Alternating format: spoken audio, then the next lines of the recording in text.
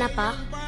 குலதெய்வம்னா நம்ம பாட்ட முப்பாட்டன், அவங்களோட பாட்ட முப்பாட்டன் எல்லாரும் தலைமுறையா வந்து இங்க சாமி கும்பிட்டுருப்பாங்க. அவங்க எல்லாருடைய மூச்சு காத்தும் இந்த மண்ணிலைய இந்த சாமியை தான் சுத்தி சுத்தி வந்துகிட்டு இருக்கும். அந்த மூச்சு காத்தும் இந்த சாமியை சேர்ந்ததுதான் நம்ம குலதெய்வம். நமக்கு ஒரு கஷ்டம்னா, மனசுக்கு பாரம்னா, நம்ம குலதெய்வத்தை கும்பிட்டா நம்ம முன்னோர்கள் காதுல கேட்டு நமக்கு ஒரு வழி காட்டுவாங்க. கண்ணை மூடி நல்லா நம்ம குலதெய்வத்தை கும்பிட்டு